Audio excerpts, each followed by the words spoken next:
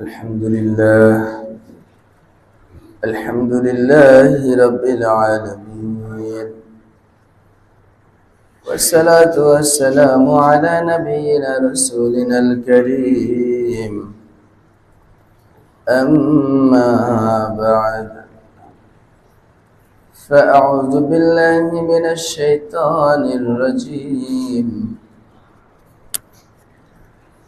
بسم الله الرحمن الرحيم.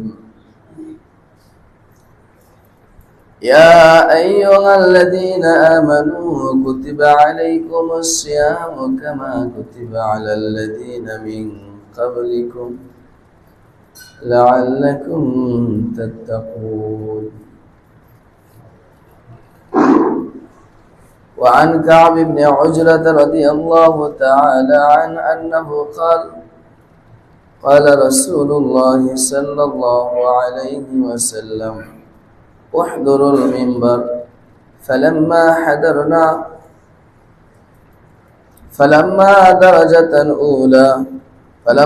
ارتقى درجة قال آمين، ثم ارتقى درجة الثانية قال آمين، ثم ارتقى درجة الثالثة قال آمين.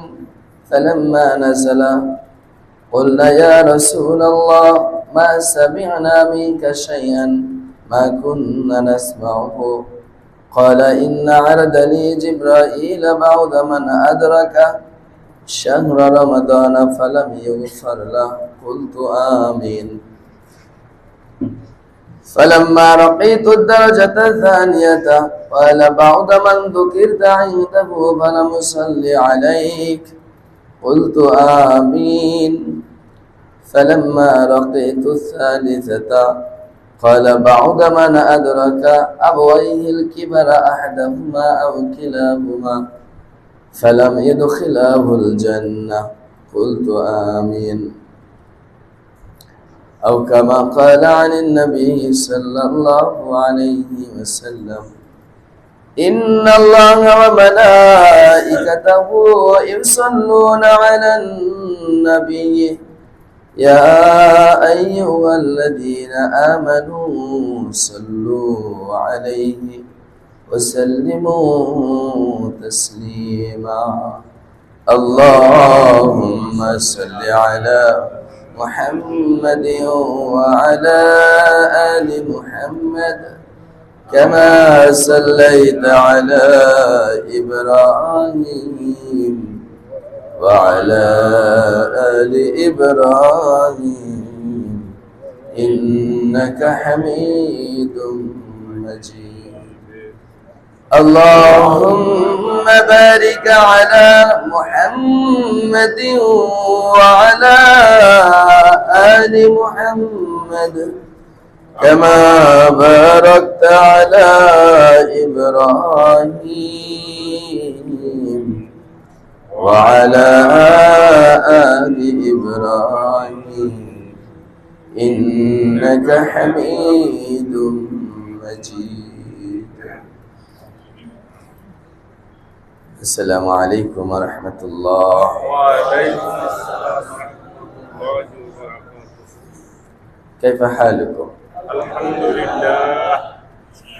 الحمد لله ثم الحمد لله بفضل الله سبحانه وتعالى. আল্লাহ পাক রব্বুল ইজ্জতের দরবারে লক্ষ কোটি শুকর ও সাজুদ যে মহান রব্বুল আলামিন আমাদেরকে তার একটা বিশাল হুকুম জুমার সালাত আদায়ের লক্ষ্যে তারই রহমতের ঘর বেহেশতের বাগান মসজিদে আসার তৌফিক দিয়েছেন এবং এ বিশাল হুকুম পালনের সুযোগ করে দিয়েছেন। তদুপরি এ মহান হুকুম পালনের পূর্ববর্তে দিনে কিছু কথাবার্তা বলা ও শোনার তৌফিক দান করেছেন। ওই মহান রব্বুল ইজ্জতের দরবারে লক্ষ কোটি শুকর ও সাজুদ। সকলেই পড়ি আলহামদুলিল্লাহ। হাজারো লক্ষ কোটি দুরূদ ও সালাম মানবতার মুক্তির দূত, সর্বযুগের সর্বশ্রেষ্ঠ মানব, বিশ্ব মানবতার জন্য চিরকল্যাণকামী মহাপুরুষ মহানবী, যার আনিত দিন পৃথিবীর সর্বশ্রেষ্ঠ দিন, যার আনিত কালাম পৃথিবীর সর্বশ্রেষ্ঠ কালাম, যার আনিত শরীয়ত পৃথিবীর সর্বশ্রেষ্ঠ শরীয়ত, যিনি নিজে শ্রেষ্ঠ, তার আনিত কোরআন শ্রেষ্ঠ, তার শরীয়ত শ্রেষ্ঠ, তার রিসালাত শ্রেষ্ঠ এবং তার উম্মত সমস্ত উম্মতের মধ্য থেকে শ্রেষ্ঠ উম্মত। তিনি নিজেও সমস্ত শ্রেষ্ঠত্বের গুণে গুণান্বিত। সেই মহা মনীষীর উপরে লক্ষ কোটি দুরূদ ও সালাম সকলেই পড়ি সাল্লাল্লাহু আলাইহি ওয়াসাল্লাম। মহামান্বিত, মহা পবিত্র, বরকতময় এ রমজানুল মুবারক মাস আল্লাহ পাক রব্বুল ইজ্জত আমাদেরকে খুশি হয়ে দান করেছেন। মূলত এই রমজানুল মুবারক মাস দান করেছেন, তার মধ্যে অনেক উদ্দেশ্য আছে, অনেক মাকসাদ রয়েছে। মৌলিকভাবে আমরা দুটো মাকসাদ মনে করতে পারি। তার মধ্যে একটা হলো উম্মতে মুহাম্মাদীর রোজাদার বান্দাবান্দীদের পিছনের জিন্দেগির গুনাহ মাফ করার জন্য এবং সামনের জিন্দেগি গুনাহ মুক্ত জীবন যাপন করার জন্য। সুবহানাল্লাহ। দুইটা উদ্দেশ্য। কয়টা? রমজানুল মুবারক মাস আল্লাহ পাক আমাদের দুটো উদ্দেশ্যে দান করেছে। একটা হলো আমাদের পিছনের জিন্দেগির সমস্ত গুনাহ খাতা মাফ করার জন্য, দ্বিতীয় হলো সামনের জিন্দেগি গুনাহ মুক্ত জীবন যাপন করার জন্য। গুনাহ মুক্ত জীবন যাপন করার জন্যই যে আল্লাহ পাক রব্বুল আলামিন রমজান দান করেছেন, এই ঘোষণা আল্লাহ পাক নিজেই দিয়েছেন। কুতিবা আলাইকুমুস সিয়াম কামা কুতিবা আলাল লাযিনা মিন ক্বাবলিকুম লাআল্লাকুম তাত্তাকুন। তোমাদের উপরে সিয়ামকে ফরজ করা হয়েছে যেমনি ভাবে তোমাদের পূর্ববর্তীদের উপরে সিয়াম ফরজ করা হয়েছিল। কেন? লাআল্লাকুম তাত্তাকুন, যেন তোমরা মুত্তাকি হইতে পারো। মুত্তাকি তো সেই ব্যক্তিকে বলা হয় যার না পিছনে গুনাহ আছে না সামনে গুনাহ করার কোনো ইচ্ছা আছে। সুবহানাল্লাহ। পিছনের গুনাহ খাতা হাজার হাজার লক্ষ লক্ষ কোটি কোটি গুনার বোঝা মাথায় নিয়ে কেউ মুত্তাকি হইতে পারে না। মুত্তাকি যখন হয়ে যায় আল্লাহ পাক অবশ্যই তার গুনাহ খাতাকে মাফ করে দেন। আবার সর্বক্ষণ গুনার মধ্যে লিপ্ত থাকা ব্যক্তিও কখনো মুত্তাকি হতে পারে না।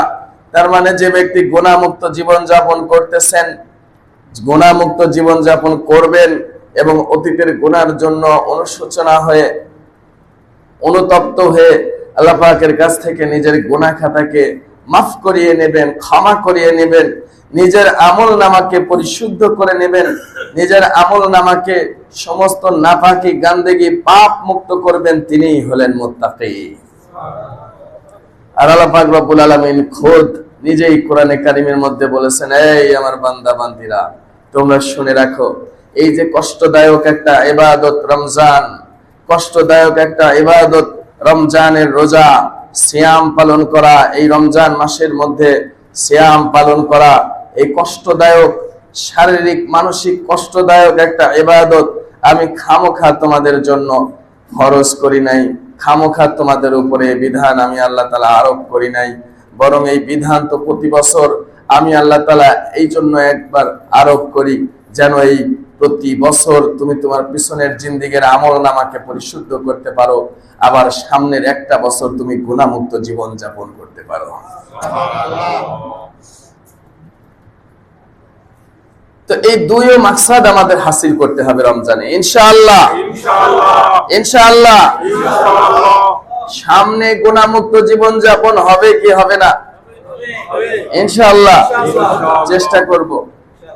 এখন আমাদের জন্য সবচাইতে জরুরি যেটা, সামনে কি হবে না হবে সেটা তো পরের বিষয়, আমরা চেষ্টা করব। আর কে কয়দিন বাঁচবো এটাও তো আল্লাহ পাক ভালো জানেন। এখন আমাদের জন্য সবচাইতে বেশি জরুরি যেটা, সেটা হলো আমাদের পিছনের রেকর্ডকে ক্লিন করা, পিছনের ব্যাড রেকর্ড গুলো ক্লিন করা, অর্থাৎ আমাদের আমল নামাকে পরিশুদ্ধ করা, আমাদের পিছনের গুনাহগুলো মাফ করানো, এটা আমাদের জন্য সবচাইতে বেশি জরুরি হয়ে পড়েছে।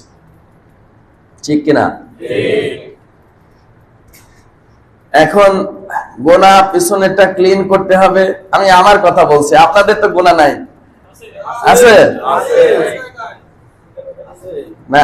আপনাদের গুনাহ আছে কিনা এটা তো আপনি জানেন আর আল্লাহ জানে। তারপরেও এক সময় সহজেই বলা যেত যে আমরা সবাই গুনাহগার, এখন তো বলা মুশকিল হয়ে গেছে। কারণ এখন তো আপনারা বুক থাপড়ায় বলেন আমার আমল নামায় কোনো গুনাহ নাই, আমার জিন্দেগিতে কোনো পাপ নাই, আছে না নাই? আপনারা এখন এরকম বক্তব্য দেন, তো এই জন্য এই কথা বলতে এখন ভয় লাগে। যে আমি বললাম যে আমরা সবাই গুনাহগার, আমাদের গুনাহ খাতা মাফ করানোর জন্য চেষ্টা করি, আপনারা উঠে দেখা গেল দাঁড়ায় বুক থাপড়ানো শুরু করলেন আমার আমল নামায় কোনো গুনাহ নাই, আমি গুনাহ থেকে মুক্ত। লা হাওলা ওয়ালা কুওয়াতা ইল্লা বিল্লাহ। পৃথিবীতে শুধুমাত্র এক শ্রেণীর লোক বলতে পারে যে আমার আমল নামায় গুনাহ নাই, সুবহানাল্লাহ বলেন। সেই শ্রেণী কারা? নবীরা। সেই শ্রেণী কারা? সেই শ্রেণী কারা? নবীরা। কারণ নবীদের গুনাহ থেকে মুক্ত রাখার জিম্মাদারি আল্লাহ পাক খোদ নিয়েছেন, সুবহানাল্লাহ বলেন। গুনাহ নাই এ কথা বলা যদি এতই সহজ হইতো, তাহলে নবী মুহাম্মদকে গুনাহ থেকে মুক্ত রাখার জিম্মাদারি আল্লাহ পাক খোদ নিতেন না। নবী মুহাম্মদ সাল্লাল্লাহু আলাইহি ওয়াসাল্লামের মতো পুত ও পবিত্র ব্যক্তি, তারও গুনাহ থেকে মুক্ত রাখার জিম্মাদারি নিয়েছেন কে? আল্লাহ। আর আমি বেটা সকাল শুরু হয় বিড়ি সিগারেট আর মদ গাঁজা দিয়ে, সারাক্ষণ ডুবে থাকি নারী আর মদ নিয়ে, আর বুক থাপড়ায় জনগণের সামনে বলি আমি লতিফ সিদ্দিকী, আমার কোনো গুনাহ নাই, আমার কোনো গুনাহ নাই। এরকম ভণ্ড দেশে থাকতে তো শয়তানের দরকার নাই, আছে? কারণ এরা মানুষের সার্টিফিকেট দিয়ে দিচ্ছে যে আসলে গুনাহ বলতে কোনো কিছু নাই। শয়তান দেখছে যে সবকিছু যেহেতু হালাল হয়ে গেছে, আমার জিম্মাদারি শেষ, আমি এখন অন্য জায়গায় যাই। কারণ আমার চাইতে বড় বড় খবিস এখানে মানুষের মধ্যে রয়েছে। শয়তান কোনোদিনও মানুষের সামনে বুক চাপায়া বলে নাই যে আমার আমল নামায় কোনো গুনাহ নাই, বলছে? তাহলে এরা শয়তানের চাইতে এক ধাপ আগায়। এই সমস্ত মানুষ শয়তান নামক খবিসদের থেকে আল্লাহ পাক আমাদের হেফাজত করুন, আমিন। আর ওর কথা বিশ্বাস করছেন কে কে যে আপনাদের আমল নামায় গুনাহ নাই? আছে এরকম কেউ? আল্লাহু আকবার। নবী মুহাম্মদ সাল্লাল্লাহু আলাইহি ওয়াসাল্লাম, যার শানে গুনাহ শব্দ তো দূরে থাক, পদস্খলন শব্দটাও যুক্ত করা ঠিক নয়, আল্লাহ পাক নিজ জিম্মাদারিতে সব কিছু থেকে তাকে হেফাজত করেছেন, নিজ জিম্মাদারিতে। নবুয়তের আগেও নবীজিকে দিয়ে আল্লাহ পাক কোনো গুনাহ হইতে দেন নাই, সুবহানাল্লাহ বলেন। এর বাস্তব প্রমাণ নবী করিম সাল্লাল্লাহু আলাইহি ওয়াসাল্লাম 35 বছর বয়সে যখন মক্কা পুনর্নির্মাণের প্রয়োজন দেখা দিল, কাবা শরীফ সবাই পাথর টেনে টেনে নিয়ে আসতেছে, নবীজি নিজেও বিভিন্ন জায়গা থেকে পাথর সংগ্রহ করে সেখানে নিয়ে আসতেছে। একজন বুদ্ধি দিল, নবী করিম সাল্লাল্লাহু আলাইহি ওয়াসাল্লাম খালি গায়ে শুধু একটা লুঙ্গি পরা, পাথর নিচ্ছেন তার ওই কাঁধের উপরে। নবীজির বদন মোবারক তো ছিল সেই দুধে আলতা, আমরা যেটা শুধু মুখে বলি, জীবনে চোখে দেখি নাই, নবীজির সেই শরীর ছিল। ফুল দুধের মধ্যে আলতা মিক্সার করলে যে কালার হবে হুবহু সেই কালার। হাদিসের মধ্যে আসছে কলি, ফুলের কলির মতো কালার ছিল, সুবহানাল্লাহ। এই শরীরের উপরে যখন পাথর উঠাইছে তখন লাল হয়ে যাচ্ছে, সেখানে মানে একটা চিহ্ন পড়ে যাচ্ছে। একজন বুদ্ধি দিল, আরে সবাই তো এই যে তার লুঙ্গি গামছা বা চাদর ভাঁজ করে কাঁধের উপরে দিয়ে পাথর নিচ্ছে, তুমি তোমার লুঙ্গি খুলে কাঁধের উপরে দিয়ে পাথর নিয়ে আসো, জাহেল তো। আল্লাহ রাসূল সাল্লাল্লাহু আলাইহি ওয়াসাল্লাম তার লুঙ্গির একটা পাট খুলছেন, সাথে সাথে বেহুশ হয়ে পড়ে গেছে। হুঁশ ফিরে দেখেন যে তার লুঙ্গির যে পাটটা খুলেছিলেন সেটা আবার সুন্দর করে পরাইয়া দেওয়া হয়েছে। জিবরাইল ফেরেশতা এসে করে গেছেন এটা। সেই নবী ডেইলি 100 বার তওবা করতেন, সুবহানাল্লাহ বলেন না? এমনকি আল্লাহ পাক রব্বুল আলামিন শেষ জিন্দেগিতে এসে নবী করিম সাল্লাল্লাহু আলাইহি ওয়াসাল্লামের ওয়াফাতের 80 দিন আগে সূরাতুন নাসর নাজিল হয়েছে। সেখানে আল্লাহ পাক রব্বুল আলামিন আল্লাহ রাসূলকে নির্দেশ করলেন, ওয়ারাআইতান নাসা ইয়াদখুলুনা ফি দীনিল্লাহি আফওয়াজা, আপনি মানুষকে যখন দেখবেন দলে দলে ঝাঁকে ঝাঁকে ইসলামের মধ্যে, আল্লাহর দ্বীনের মধ্যে প্রবেশ করতেছে, তখন আপনি কি করেন? ফাসাব্বিহ বিহামদি রাব্বিকা ওয়াস্তাগফির, আপনি বেশি বেশি আপনার রবের সব প্রশংসায় তাসবিহ পাঠ করুন এবং রাত দিন শুধু ইস্তেগফার করতে থাকুন। নবী মুহাম্মদুর রাসূলুল্লাহর মতন একজন পুত ও পবিত্র জান্নাতের টুকরাকে আল্লাহ পাক ইস্তেগফার করার নির্দেশ দিচ্ছেন, আর আমি আপনি খবিস রাত দিন 24 ঘন্টা পাপের সাগরে ডুবে থেকে জনসম্মুখে বুক থাপড়ায় বলি আমার আমল নামায় কোনো গুনাহ নাই, আমার আমল নামায় কোনো গুনাহ নাই। আমার তো মনে হয় ওই মজমায় যদি কোনো শয়তান থাকতো, শয়তান তো মনে করছে আমার জীবনের বেস্ট সাকসেসফুল প্রোডাক্ট হলো এটা, কারণ এত বড় ঘোষণা পৃথিবীতে আজ পর্যন্ত দেশে কথা বলে না, দেশে তো শয়তান চিন্তা করছে আমার ফ্যাক্টরির সবচাইতে বড় সাকসেসফুল মাল এটা ম্যানুফ্যাকচার হয়েছে, যেটা এর চাইতে বড় সাকসেস আমার জিন্দেগিতে আমি আজ পর্যন্ত পাই নাই। ও কতদিন ঈদ বানাইছে তা আল্লাহই ভালো জানে, ঈদ বানাইছে হয়তো। তো তাহলে বোঝা যাচ্ছে আমার আমল নামায় আছে, আমি তো 100% শিওর। আপনাদের আমল নামায় যদি টুকিটাকি থেকে থাকে, এটা ক্ষমা করানোর দরকার আছে না নাই? আরো জোরে বলেন আছে না নাই? এখন এই রমজান মাস চলছে, এটা আমাদের জিন্দেগির শেষ রমাদান, এটা আমাদের জিন্দেগির শেষ রমাদান, অর্থাৎ শেষ সুযোগ মনে করে আগামী রমজান তো ঠিকই আসবে। আপনি থাকবেন? আমি থাকবো? তো মনে করতে হবে আমার জিন্দেগির শেষ সুযোগ, এটা লাস্ট চান্স। আমার গুনাহ মাফ করানো এবং জান্নাতের সার্টিফিকেট অর্জন করার লাস্ট চান্স হলো এই রমাদান। সেইভাবে নিজের মন মানসিকতা, সেইভাবে নিজেকে প্রস্তুত করে নিজের সময়কে বের করে যে কোনো মূল্যে আমার আপনার আমল নামার ব্যাড রেকর্ডকে মুছতে হবেই হবেই হবেই ইনশাআল্লাহ। এখন কিভাবে মুছবো আমরা? আমি কয়েকটা পদ্ধতি আপনাদের বলে দিচ্ছি, আমার নিজের থেকে না, সবগুলো আল্লাহ রসুল বলেছেন। সুবহানাল্লাহ বলেন না? সবগুলো কে বলেছেন? আল্লাহ রসুল মুহাম্মদ রাসূলুল্লাহ সাল্লাল্লাহু আলাইহি ওয়াসাল্লামের পক্ষ থেকে এই রমজানুল মুবারক মাসে বিশেষ বিশেষ কিছু অফার দেওয়া হয়েছে, বিশেষ বিশেষ কিছু আমল, বিশেষ বিশেষ কিছু টাইমে আল্লাহ রাসূল সাল্লাল্লাহু আলাইহি ওয়াসাল্লাম বিশেষ অফারের কথা বলেছেন। আমি সেই বিশেষ অফার গুলো আপনাদের সামনে পেশ করব। আমরা সকলে মিলে চেষ্টা করব এই অফার গুলো লুফে নেওয়ার জন্য ইনশাআল্লাহ। যখন আমরা সবগুলো অফারেই আল্লাহ পাকের সামনে দরখাস্ত করব, তখন আশা করি কোনো না কোনোটা তো আমাদের কপালে মিলবেই ইনশাআল্লাহ, কোনো না কোনোটা তো আমাদের কপালে মিলবেই ইনশাআল্লাহ। তো এই চান্স গুলো আমাদের মনে রাখতে হবে, ঠিক আছে না? ইনশাআল্লাহ সবগুলো বলেছেন মুহাম্মদুর রাসূলুল্লাহ, আমি একটাও বলবো না। আমি বলার কি? মুহাম্মদুর রাসূলুল্লাহ যেগুলো বলেছেন সেগুলো হলো গ্রান্টেড। সুবহানাল্লাহ বলেন না? আরে মুহাম্মদুর রাসূলুল্লাহকে দিয়ে বলাইছেন কে? আল্লাহ। আল্লাহ কোন কোন সময় ক্ষমা করবেন এটা আল্লাহ রাসূলকে দিয়ে আগেই বলায় দিয়েছে। এখন আমরা খালি টাইম গুলো মুখস্থ করব ইনশাআল্লাহ। আমরা শুধু টাইম গুলো মুখস্থ করব আর ওই সময়গুলোতে ঝাঁপিয়ে পড়ব এমন ভাবে যে কোনো মূল্যে আল্লাহর কাছ থেকে মাগফিরাত আমাকে হাসিল করতেই হবে ইনশাআল্লাহ। রাজি আছেন না সবাই ইনশাআল্লাহ? এক নম্বর সুযোগ, এক নম্বর চান্স মুহাম্মদুর রাসূলুল্লাহ সাল্লাল্লাহু আলাইহি ওয়াসাল্লাম বলেছেন। আমি শুধু রমজানের ভিতরের গুলো বলতেছি, রমজানের বাইরে তো আরো অনেক সুযোগ আছে। এমনিতে প্রথম কথা আমাদের মনে রাখতে হবে, রমজানের শুরু থেকে শেষ পর্যন্ত আল্লাহ পাক এই মাসখানা আমাদেরকে দানই করছেন শুধু ক্ষমা করার জন্য। তার মানে রমজানের রাত্রি বলেন, দিন বলেন, সকাল বলেন, সন্ধ্যা বলেন, দুপুর বলেন, পূর্বাহ্ন বলেন, মধ্যরাত্রি বলেন, প্রথম রাত্রি বলেন, শেষ রাত্রি বলেন, যে রাত্রিই বলেন না কেন, যে সময়ই বলেন না কেন, সব সময়ই ক্ষমা পাওয়ার উপযুক্ত সময় বলি সুবহানাল্লাহ। তারপরে আমরা এর মধ্যে বিশেষ বিশেষ অফারে আমরা বিশ্বাসী না। মোবাইল আসার পর তো আমরা শুধু অফার নিতে পছন্দ করি। এখন মোবাইলের সাথে মিল রেখে সমস্ত কোম্পানি আলারাও আমাদের কি করা শুরু করছে? অফার দেওয়া শুরু করছে। কারণ বাঙালি অফারে বিশ্বাসী।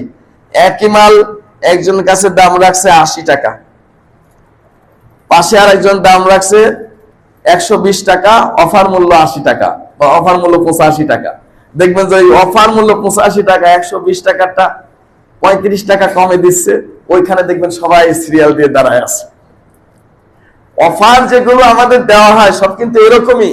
120 টাকার পণ্য 150 টাকা গায়ের উপর লিখে দিয়ে বলা হয় 30% ডিসকাউন্ট, 30 টাকা কমে নিয়ে নেন। কিন্তু আল্লাহ পাকের পক্ষ থেকে এরকম না, ধোঁকাবাজি অফার না, রিয়েল অফার। ধোঁকাবাজির অফার তো আমরা জীবনে অনেক গ্রহণ করেছি।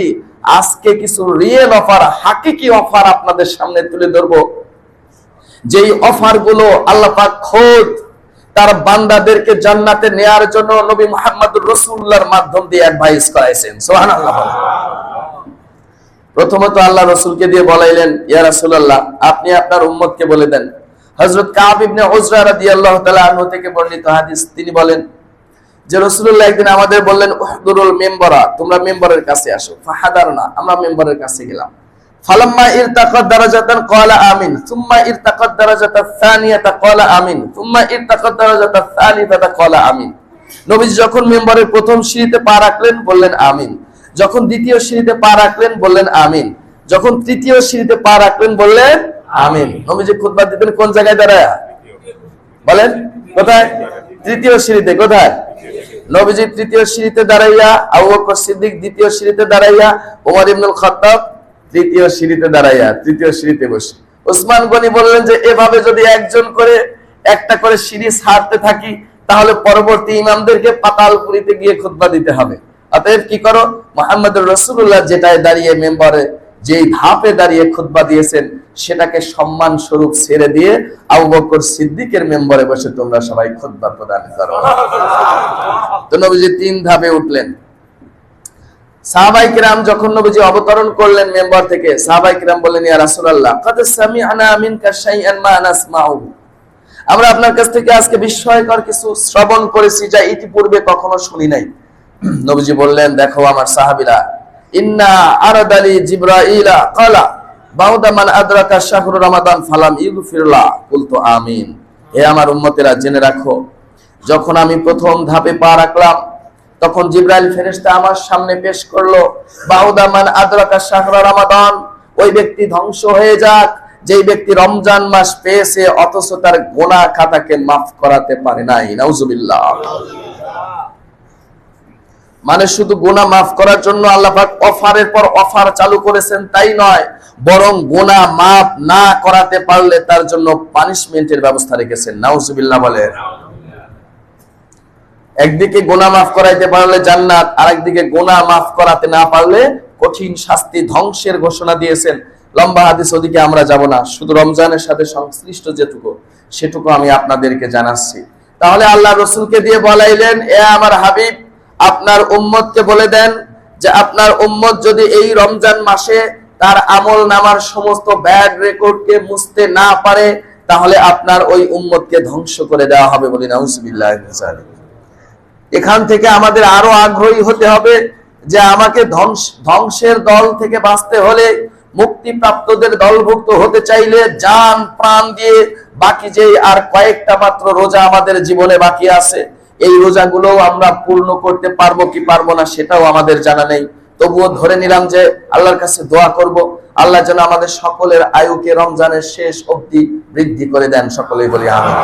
এবং এই রমজানের শেষ দিন পর্যন্ত যে অফার গুলো আল্লাহ পাক রব্বুল ইজ্জত তার বান্দাকে ক্ষমার যে অফার গুলো নবী মুহাম্মদুর রাসূলুল্লাহর মাধ্যম দিয়ে আমাদেরকে জানিয়েছেন সেই অফার গুলো যেন আমরা গ্রহণ করতে পারি ইনশাআল্লাহ।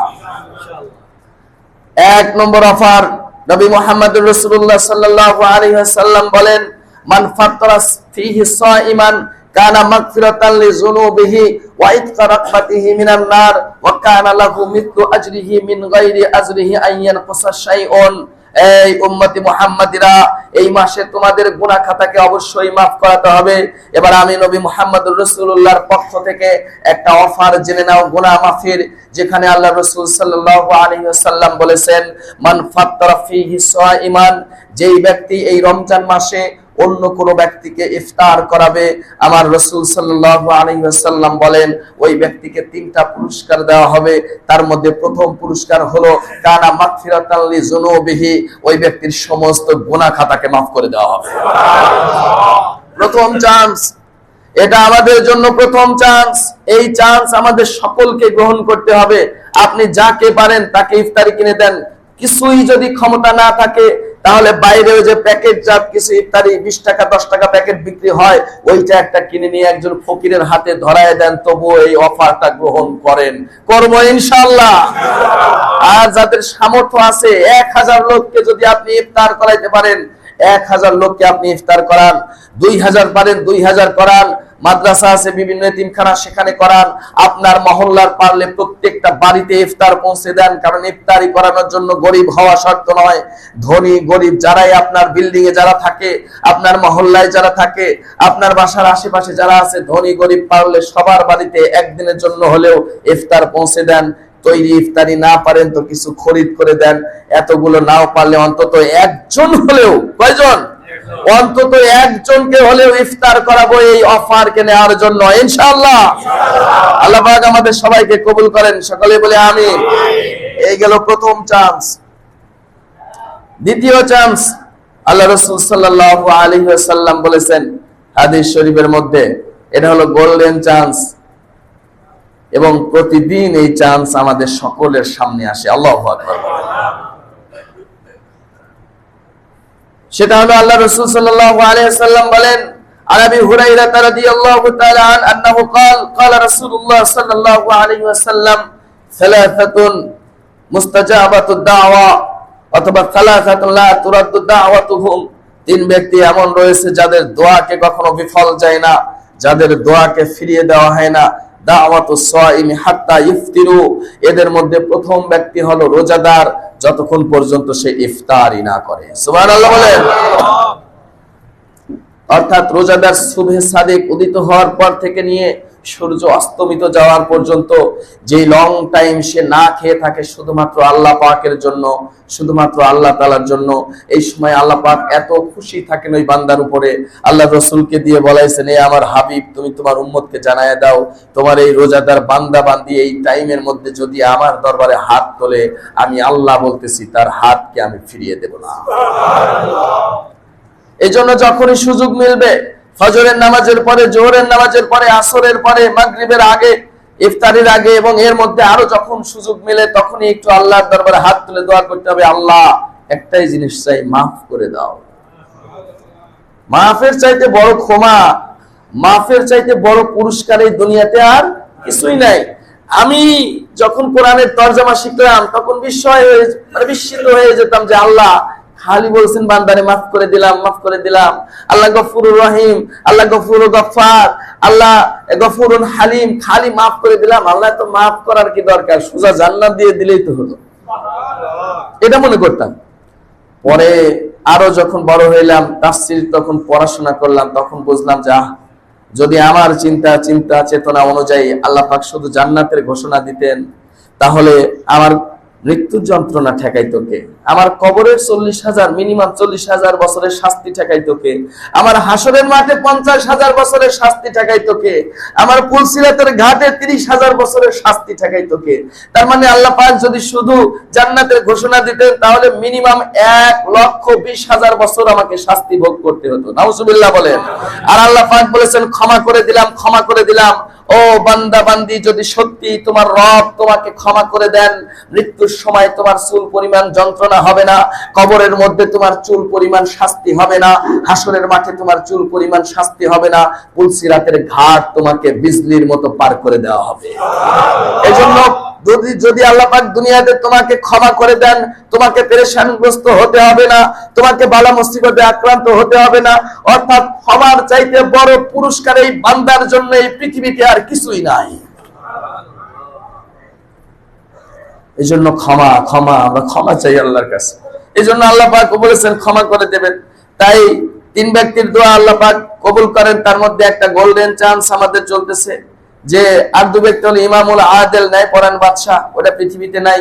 দ্বিতীয় হলো মাজলুম জালেম, মাজলুম ব্যক্তির দোয়া আল্লাহ পাক কবুল করেন। আমরা তো মাজলুম হওয়ার পরিবর্তে সকলেই জালেম, এখানে মাজলুম খুঁজে পাওয়া মুশকিল, বরং আমরা সকলেই জালেম। এক জায়গায় থেকে আমি মাজলুম হইলেও 10 জনের উপর আমি নিজে জুলুম করতেছি, তার মানে আমার দোয়া কবুল হওয়ার কোনো সম্ভাবনা নাই। আমি একদিক থেকে মাজলুম হইলেও অন্য দিক থেকে জালেম, তাহলে আমি ন্যায়পরায়ণ বাদশা না, এ চান্স গেল।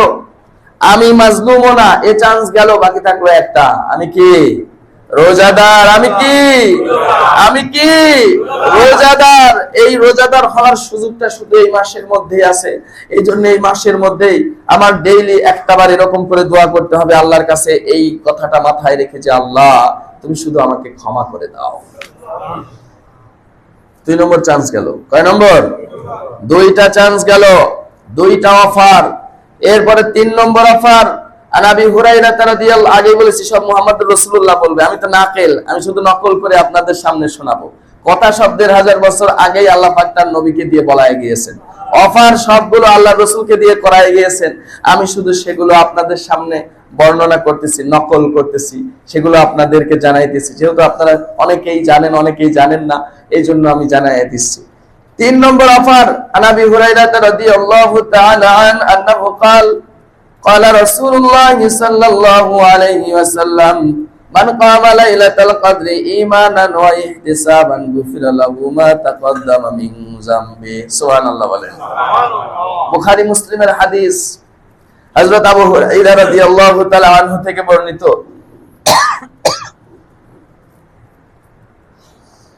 হযরত আবু হুরায়রা রাদিয়াল্লাহু তাআলা আনহু বলেন, আমার পেয়ারা হাবিব মুহাম্মদুর রাসূলুল্লাহ আমাদের আরেকটা অফার দিয়ে গেছেন। তিনি বলেছেন, মান কামা লাইলাতাল কদরি, যে ব্যক্তি কদরের রাত্রি জাগরণ করবে, ঈমানান ওয়া ইহতিসাবান, ঈমানের সহিত সওয়াবের প্রত্যাশায়, লোক দেখানোর জন্য নয়, ঈমানের সহিত সওয়াবের প্রত্যাশায় যে ব্যক্তি সবে কদরের রাত্রি জাগরণ করবে, আমার রাসূল ঘোষণা দিয়েছেন, গুফিরা লাহু মা তাকদ্দামা মিন যামবি, ওই ব্যক্তির পিছনের জিন্দেগীর সমস্ত গুনাহ খাতাকে মাফ করে দেওয়া হবে।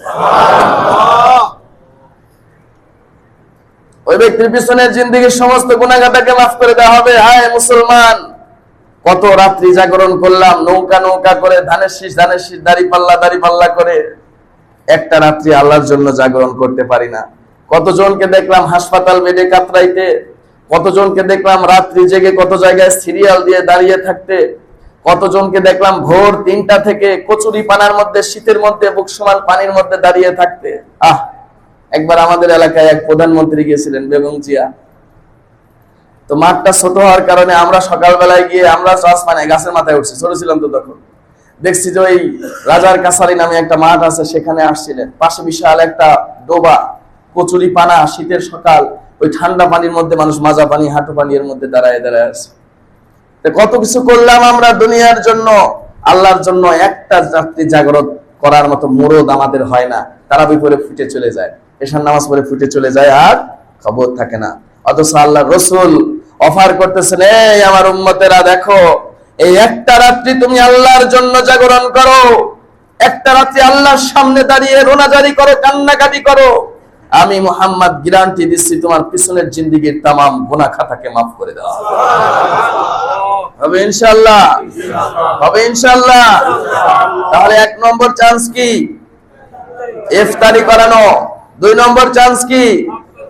দোয়া করা, ক্ষমা চাওয়া, ক্ষমা করে দোয়া চাওয়া। 3 নম্বর চান্স শবে কদরের রাত্রি জাগরণ করা, শবে কদরের রাত্রি জাগরণ করা। শবে কদর 27, এটা তো গ্যারান্টি দিয়ে বলা মুশকিল। সবচাইতে উত্তম হলো 21 রমজান থেকে প্রত্যেকটা রাতেই কিছু না কিছু কি করা, জাগরণ করা। 4 নম্বর চান্স। কয় নম্বর? 4 নম্বর চান্স। আল্লাহ রাসূল সাল্লাল্লাহু আলাইহি ওয়াসাল্লাম বললেন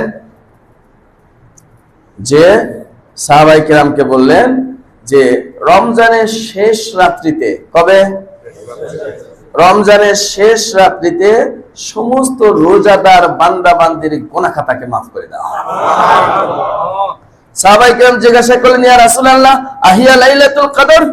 সেটা কি লাইলাতুল কদরের কথা বলছেন? আল্লাহ রাসূল বললেন, না না, লাইলাতুল কদর আলাদা।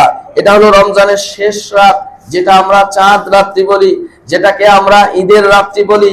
এই রাত্রিতে আল্লাহ পাক রব্বুল আলামিন রোজাদার বান্দা এবং বান্দীদের সমস্ত গুনাহ খাতাকে maaf করে দেন। সুমিয়াত তিলকাতুল লাইলাতু ফিস সামাই লাইলাতুল জাইজা।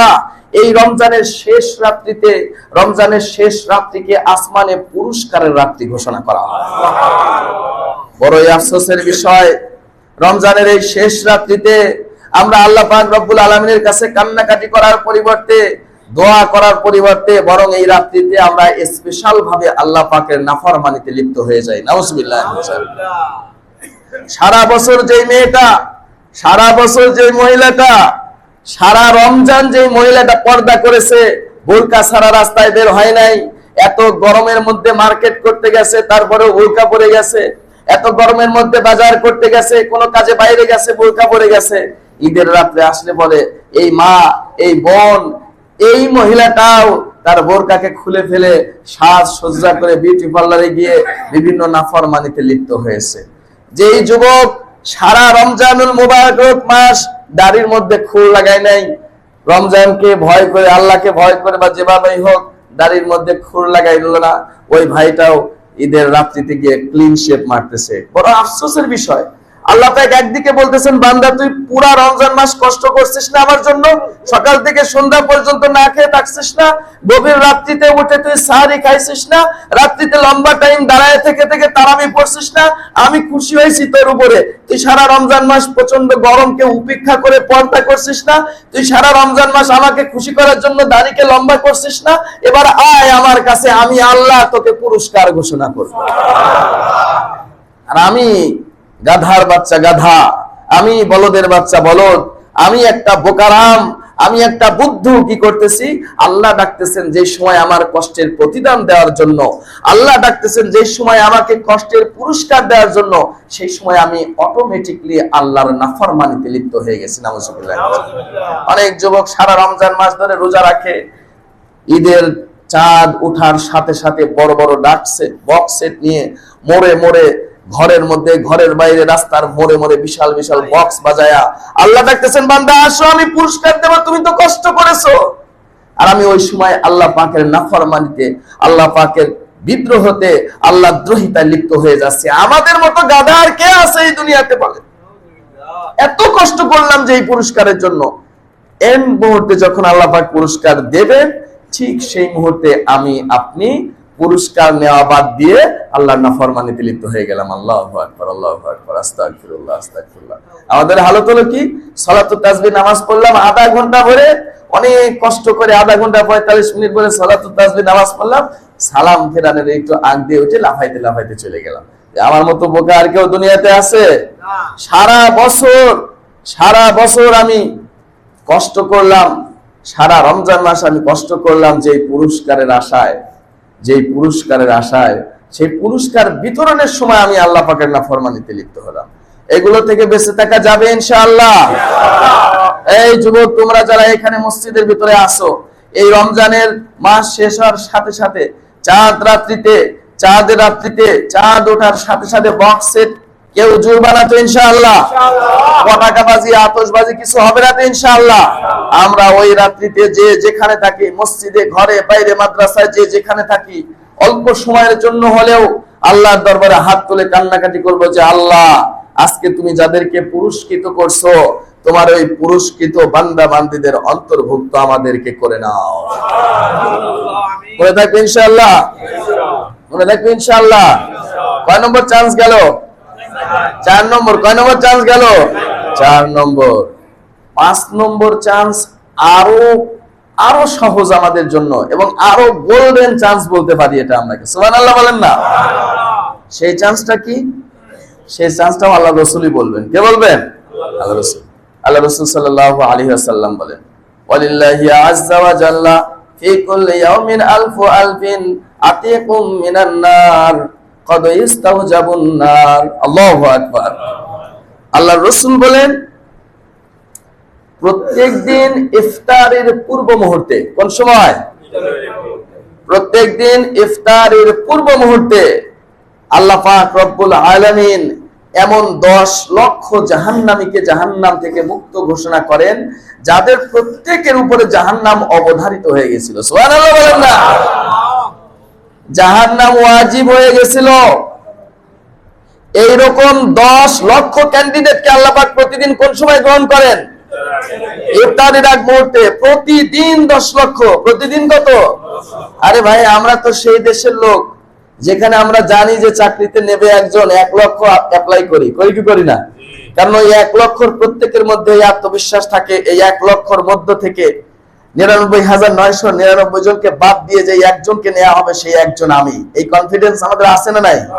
আছে জন্যই তো আমরা 1 লাখের মধ্যে একজনকে নেওয়া হবে জেনেও কি করি? পরীক্ষায় অংশগ্রহণ করি। আর এখানে আল্লাহ পাক ডেইলি 10 লক্ষ ক্যান্ডিডেট নিচ্ছেন জান্নাতের জন্য। সুবহানাল্লাহ বলেন না? এই সময় আল্লাহ পাক এত মানুষকে কেন ক্ষমা করেন? এই সময় আল্লাহ পাক যে কি পরিমাণ খুশি থাকেন বান্দার উপরে, কি পরিমাণ খুশি থাকেন। আল্লাহ যদি আল্লাহ না হয়ে বান্দা হইতেন, তাহলে মনে হয় কান্না করে দিতেন খুশি দিয়ে। সুবহানাল্লাহ বলেন না? বান্দা আর বান্দি সারাদিন খাই নাই, সারাদিন পানি পান করে নাই, হাড় ভাঙা খাটুনি খেটেছে, কেউ দোকানে, কেউ অফিসে, কেউ মাঠে, কেউ ঘাটে, কেউ রিক্সা চালাইছে, কেউ মাথায় করে ইট টানতেছে, বালি টানতেছে, সিমেন্ট টানতেছে।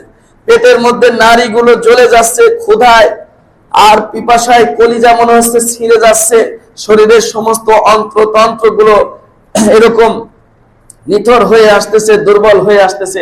খুদ, পিপাসা, কাতরতা, ক্লান্তি, শ্রান্তি আর ক্লেশ সবকিছুকে ভেতরে রেখে সুন্দর সুন্দর খাবারগুলো যখন সাজাইয়া সামনে নিয়ে বসে থাকে, এক পাশে খাবার সাজানো আর এক পাশে পানি সাজানো, অথচ পেটে ক্ষুধা, খাবার খায় না, পিপাসায় কলিজা ছিঁড়ে যায়, পানি খায় না, শরবত খায় না। পৃথিবীর কেউ নাই যে এই খাবার খেতে তাকে বাধা দেবে, বাধা দেওয়ার মতো কেউ নাই, কেউ তাকে বাধা দেওয়ার কথা বলেও নাই, কেউ তাকে মানাও করে নাই। তারপরেও সে কিসের যেন অপেক্ষা করতেছে, কেন যেন খায় না, কেন যেন এই খাবার সে খাচ্ছে না, কেন যেন এই পানি সে পান করতেছে না। ওদিকে আল্লাহ পাক রব্বুল আলামিন আরশে আজিমে বসে তার নিকটস্থ ফেরেশতাদেরকে সামনে উপস্থিত নিয়ে এই বান্দা বান্দীদের নিয়ে গর্ব করতেছেন, এই আমার ফেরেশতারা দেখো, তোমরা আমার এই বান্দা বান্দীদের তৈরি করতে মানা করেছিলে, তোমরা এদের সৃষ্টিতে বাধা দিয়েছিলে, দেখো আমার এই বান্দা ক্ষুধায় মরে যাচ্ছে, বেহুশ হওয়ার হালত হয়ে গেছে, তার সামনে কত খাবার সাজানো রয়েছে, খানায় হাত দেয় না, খালি বারবার ঘড়ির দিকে তাকায়, বারবার কানের দিকে, বারবার কানে এসে খেয়াল করে যে আমার আল্লাহর ধ্বনি আসলো কিনা, আমার আল্লাহর হুকুম আসলো কিনা, আমার আল্লাহর হুকুম হলো কিনা। এই আমার ফেরেশতারা, আমার এই বান্দাকে খাবার খাওয়ানো থেকে কেউ ঠেকানোর মতো নাই, পানি পান করা থেকে বাধা দেওয়ার মতো কেউ নাই, শুধুমাত্র আমার ভয়ে, আমার মহব্বতে, আমার ক্ষমা পাওয়ার জন্য, আমার পুরস্কার পাওয়ার জন্য আমার এই বান্দা বান্দিরা এত কষ্ট করতেছে, তবু খানা খাচ্ছে না। আল্লাহ পাক এত খুশি থাকেন, এত খুশি থাকেন, ওই সময় বান্দা বান্দি হাত তোলার সঙ্গে সঙ্গে সেই দোয়া আল্লাহ পাকের আরশে আজিমকে ছুঁয়ে দেয়। এই জন্য ওই সময় আল্লাহ পাক রব্বুল আলামিন ডেইলি 10 লক্ষ জাহান্নামীকে জাহান্নাম থেকে মুক্ত ঘোষণা করে।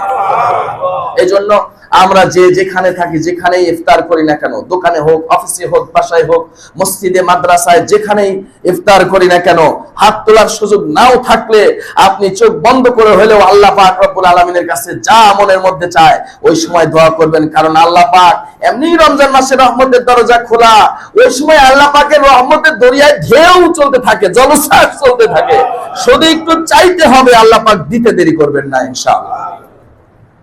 কয় নম্বর চান্স গেল? 5 নম্বর চান্স গেল। এবার 6 নম্বর চান্স। কয় নম্বর? 6 নম্বর। এটা হলো রমজানের শেষ দিন। কোন দিন? রমজানের শেষ দিন, ইফতারের পূর্ব মুহূর্তে। এমনি 10 লক্ষ করে নেবেন ডেইলি। আর রমজানের শেষ দিন, শেষ রোজার ইফতারের পূর্ব মুহূর্ত সম্পর্কে আল্লাহ রাসূল সাল্লাল্লাহু আলাইহি ওয়াসাল্লাম বলেন, ফাইদা কানা আখিরু ইয়াউমিন মিন শাহরি রমাদান আতাকাল্লাহু বিকদরি মা আতাকা মিন আউয়ালিহি ইলা আখিরি। এই আমার উম্মতেরা জেনে রাখো, রমজানের শেষ দিন, শেষ ইফতারি যখন হয়, তখন আমার আল্লাহ পাক রব্বুল আলামিন এত খুশি হন যে রমজানের প্রথম দিন থেকে নিয়ে শেষ দিন পর্যন্ত যত মানুষ ক্ষমা প্রাপ্ত হয়েছে, ওই দিন আল্লাহ পাক খুশি হয়ে একই দিনে ওই পরিমাণ লোককে ক্ষমা করে দেন। তার মানে শুধু ইফতারির সময় মানুষ ক্ষমাপ্রাপ্ত হয়েছে তাই তো নয়, আরো কতভাবে কতজন ক্ষমাপ্রাপ্ত হয়েছে। শুধু ইফতারির টাইমটাও যদি গণ্য করা হয়, 3 কোটি মানুষ। কত? ডেইলি 10 লক্ষ করে হলে 30 দিনে কত হয়? 3 কোটি মানুষ রমজানে ক্ষমাপ্রাপ্ত হয়েছে। আর রমজানের শেষ দিনে, শেষ ইফতারির পূর্ব মুহূর্তে আল্লাহ পাক একই দিনে, একই টাইমে মিনিমাম 3 কোটি মানুষকে ক্ষমা করে দেবেন। এই জন্য রমজানের শেষ 29 এবং 30 দিন শেষ হতেও পারে, নাও হতে পারে, বাকি 30 দিন তো শেষ, এটা নিশ্চিত। এই জন্য 29 ও 30 এই 2 দিন ইফতারের পূর্ব মুহূর্তে যে কোনো মূল্যে আমরা আল্লাহ পাক রব্বুল আলামিনের কাছে হাত তুলবো এবং ক্ষমা প্রার্থনা করবো যে আল্লাহ, আজকে তো তুমি মিনিমাম 3 কোটি মানুষকে ক্ষমা করতেছো। আল্লাহ, 3 কোটি ক্যান্ডিডেট নিচ্ছেন আল্লাহ পাক জান্নাতের জন্য। 3 কোটির মধ্যেও যদি আমরা আমাদের নাম লেখাইতে না পারি, তাহলে আমাদের মতো হতভাগা আর কে আছে বলেন? এ হলো কয় নম্বর চান্স গেল? 6। 7 এবং সর্বশেষ ও লাস্ট চান্স, এটা হলো ঈদগাহে, ঈদের নামাজের পর আল্লাহ রাসূলকে দিয়ে আল্লাহ পাক রব্বুল আলামিন বলাইছেন, এ আমার হাবিব, আপনার উম্মতকে বলে দেন, ঈদগাহে যখন ঈদের নামাজ শেষ হয়ে যায়, তখন আল্লাহ পাক রব্বুল আলামিন তার ফেরেশতাদের দিয়ে ঘোষণা করাইতে থাকেন, এ ঈদগাহে অবস্থানকারী আমার বান্দারা, আমার ইজ্জত ও বুজুর্গের কসম করে বলতেছি, আজকে এই ঈদের গাহে, ঈদের নামাজের মাঠে তোমরা আমার কাছে দুনিয়ার ব্যাপারে যা চাইবে আমি যার জন্য যেটা করলাম সেটা তাকে দান করে দেব। আর আখিরাতের ব্যাপারে যে যা চাইবে, আমার ইজ্জত ও বুজুর্গের কসম করে বলতেছি, আমি তোমাদেরকে তাই দান করে দেব। এরপরে যখন ঈদের নামাজ শেষ হয়ে যায়, তখন একজন ফেরেশতা ঘোষণা করতে থাকেন, এই ঈদগাহে অবস্থানকারী বান্দা বান্দিরা, তোমরা এমন ভাবে এখান থেকে উঠতে থাকো যেন তোমাদের গুনাহ খাতাকে মাফ করে দেওয়া হয়েছে। এই হলো সর্বশেষ লাস্ট চান্স। এতগুলো চান্স পাওয়ার পরেও যদি আমি আপনি নিজেকে ক্ষমা করাতে না পারি, মাগফিরাত অর্জন করতে না পারি, আল্লাহ পাকের মুক্তিপ্রাপ্ত বান্দা বান্দীদের অন্তর্ভুক্ত না করতে পারি, তাদের সম্পর্কে আল্লাহ রাসূল সাল্লাল্লাহু আলাইহি ওয়াসাল্লাম বলেছেন, বাউদা মান আদরাকা শাহরু রমাদান ফালাম ইগফার লাহ। ওই ব্যক্তি ধ্বংস হয়ে যাক। এত সুযোগ পাওয়ার পরেও যে ব্যক্তি নিজেকে মাফ করাতে পারে নাই, এত সুযোগ পাওয়ার পরেও যে ব্যক্তি নিজেকে ক্ষমা করাতে পারে নাই, সে ব্যক্তি ধ্বংস হয়ে যাক, ধ্বংস হয়ে যাক, ধ্বংস হয়ে যাক বলি নাউজুবিল্লাহ। এখন আমাদের ডিসাইড করতে হবে, আমরা আল্লাহ রাসূলের বদদোয়া নিব নাকি আল্লাহ রাসূলের দোয়া নিয়ে নিজেদের গুনাহ খাতাকে মাফ করাবো? গুনাহ খাতা মাফ করাবো তো ইনশাআল্লাহ। কার কার ইচ্ছা আছে ইনশাআল্লাহ? আল্লাহ, এই রমজান হয়তো আমাদের জিন্দেগির শেষ রমাদান, এটা হয়তো আমাদের জিন্দেগির শেষ রোজা। আল্লাহ, তুমি আমাদের সকলকে ক্ষমা করে দিও আল্লাহ। এই রমজানে তুমি আমাদের সকলের গুনাহ খাতাকে মাফ করে দিও আল্লাহ। এই রমজানে যত রহমত বরকত ফজিলত আছে সবটুকু তুমি আমাদেরকে দান করে দিও আল্লাহ। আল্লাহ আমাদের সকলকে কবুল ও মঞ্জুর করেন। ওয়া মা আলাইনা ইল্লাল বালাগ। সুবহানাল্লাহি ওয়া বিহামদিহি, সুবহানাল্লাহিল আযীম।